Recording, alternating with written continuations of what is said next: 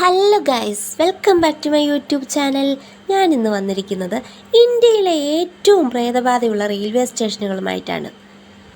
നമ്മുടെയൊക്കെ ചെറുപ്പത്തിൽ നമ്മുടെ മുത്തശ്ശി തൻ്റെ കാലത്ത് ചില ഭയാനകമായ കഥകൾ പറയുമായിരുന്നു. നമ്മളെല്ലാം എപ്പോഴും ജിജ്ഞാസുകളുമായിരുന്നു. ആ ദിവസങ്ങൾ ഓർമ്മയുണ്ടോ ഗൈസ്? നേരത്തെ ഉറങ്ങാനും എണീക്കാനും മാതാപിതാക്കൾ നൽകുന്ന മുന്നറിയിപ്പ് അടയാളങ്ങളായിരുന്നു ഈ ഭയാനകമായ കഥകൾ എന്ന് കരുതിയിരുന്ന ആ ദിവസങ്ങളൊക്കെ പോയി. ലോകം മുഴുവൻ രഹസ്യങ്ങളുടെ ഒരു കൂട്ടത്തിൽ പൊതിഞ്ഞിരിക്കുന്ന സമയമാണല്ലോ ഇത്.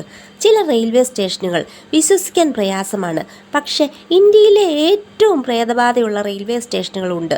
അവയെ ട്രെയിൻ എത്തുമ്പോഴോ സ്റ്റേഷനിൽ നിന്ന് പുറപ്പെടുമ്പോഴോ ഇപ്പോഴും ഭയപ്പെടുത്തുന്ന പ്രതിധ്വനികൾ അനുഭവപ്പെടുന്നു.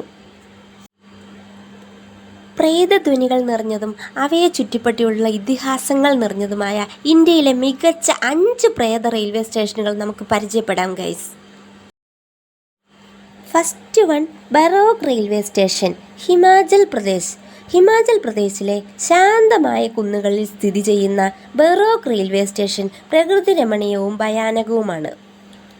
കേണൽ ബറോഗിൻ്റെ പേരിലുള്ള ഈ സ്റ്റേഷന് ദുരന്തങ്ങൾ നിറഞ്ഞൊരു പശ്ചാത്തലം കൂടിയുണ്ട്. ഒരു തുരങ്കം നിർമ്മിക്കുന്നതിൻ്റെ ചുമതല കേണൽ ബറോഗിനായിരുന്നു. പക്ഷേ അതിൻ്റെ അറ്റങ്ങൾ വിന്യസിക്കുന്നതിൽ മാരകമായ ഒരു പിഴവ് സംഭവിച്ചു. അത് അദ്ദേഹത്തിൻ്റെ പദ്ധതിയുടെ പരാജയത്തിലേക്ക് നയിച്ചു. അപമാനിതനും നിരാശനുമായ അദ്ദേഹം ആത്മഹത്യ ചെയ്തു. അതിനുശേഷം അദ്ദേഹത്തിൻ്റെ ആത്മാവ് തുരങ്കത്തിൽ ചുറ്റിത്തിരിയുന്നതായി പറയപ്പെടുന്നു. വിനോദസഞ്ചാരികളും നാട്ടുകാരും പലപ്പോഴും ഹൃദയഭേദകമായ നെടുവീർപ്പുകൾ കേൾക്കുന്നതായും തുരങ്കത്തിന് സമീപം, പ്രത്യേകിച്ച് സന്ധ്യയുടെയും പ്രഭാതത്തിൻ്റെയും മങ്ങിയ സമയങ്ങളിൽ പ്രേതരൂപങ്ങളെ കാണുന്നതായും റിപ്പോർട്ട് ചെയ്യുന്നു. ഈ ഭയാനകമായ മനോഹരമായ സ്റ്റേഷൻ ആശ്വാസകരവും എന്നാൽ ഇരുണ്ടതുമായ പർവ്വതങ്ങളാൽ ചുറ്റപ്പെട്ട അസ്വസ്ഥനായ ഒരു ആത്മാവിൻ്റെ തണുത്ത ഓർമ്മപ്പെടുത്തലായി വർത്തിക്കുന്നു. സെക്കൻഡ് വൺ നമുക്ക് പരിചയപ്പെടാം, ചിറ്റൂർ റെയിൽവേ സ്റ്റേഷൻ അഥവാ ആന്ധ്രാപ്രദേശിലുള്ളത്. ആന്ധ്രാപ്രദേശിലെ സാംസ്കാരിക ഹൃദയഭാഗത്താണ് ഈ ചിറ്റൂർ റെയിൽവേ സ്റ്റേഷൻ സ്ഥിതി ചെയ്യുന്നത്. ഒരു അലഞ്ഞു തിരിയുന്ന ആത്മാവിൻ്റെ ഇരുണ്ട കഥകൾ ഇവിടെയുണ്ട്. ട്രാക്കിൽ വെച്ച് അകാലത്തിൽ മരിച്ച ഒരു സ്ത്രീ സ്റ്റേഷനെ വേട്ടയാടുന്നുണ്ടെന്ന് പറയപ്പെടുന്നുണ്ട്.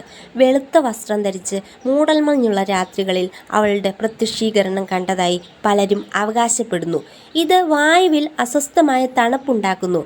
പലർക്കും ഉറക്കമില്ലാത്ത രാത്രികളിലേക്ക് നയിച്ച വിചിത്രമായ അസ്വസ്ഥതകളും സ്പെക്ട്രൽ കാഴ്ചകളും യാത്രക്കാരും റെയിൽവേ തൊഴിലാളികളും ഒരുപോലെ റിപ്പോർട്ട് ചെയ്തിട്ടുണ്ട്.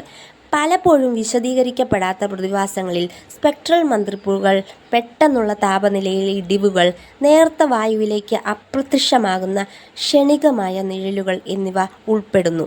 ഇവയെല്ലാം സ്റ്റേഷൻ്റെ ഭയാനകമായ പ്രശസ്തിക്ക് കാരണമാകുന്നുണ്ട്. ഇനി നമുക്ക് ബെഗുംഗോദൽ റെയിൽവേ സ്റ്റേഷൻ, പശ്ചിമ ബംഗാൾ, ഇത് പരിചയപ്പെടാം.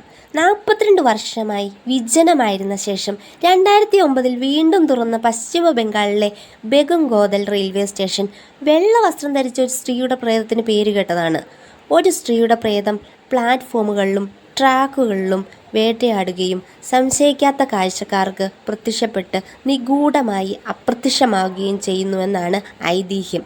ഈ സ്റ്റേഷൻ അടച്ചുപൂട്ടാൻ കാരണം പ്രാദേശിക ഹൃദയങ്ങളിൽ അവളുടെ സാന്നിധ്യം സൃഷ്ടിച്ച വ്യാപകമായ ഭയമാണ്.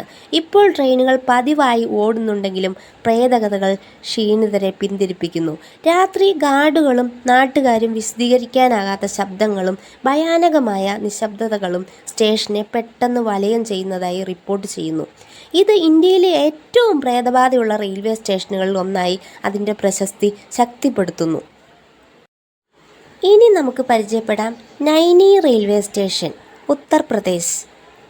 ബ്രിട്ടീഷ് ഭരണകാലത്ത് നിരവധി സ്വാതന്ത്ര്യ സമര സേനാനികളെ തടവിലാക്കിയ നൈനി സെൻട്രൽ ജയിലിൻ്റെ ചരിത്ര സ്ഥലത്തിനടുത്താണ് നൈനി റെയിൽവേ സ്റ്റേഷൻ സ്ഥിതി ചെയ്യുന്നത്.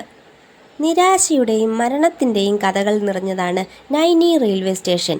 ഇന്ത്യയുടെ സ്വാതന്ത്ര്യം കാണാൻ ജീവിച്ചിരിപ്പില്ലാത്ത ഈ സ്വാതന്ത്ര്യ സമര സേനാനികളുടെ ആത്മാക്കൾ ഇപ്പോഴും റെയിൽവേ സ്റ്റേഷനിൽ തങ്ങി നിൽക്കുന്നുണ്ടെന്ന് വിശ്വസിക്കപ്പെടുന്നു.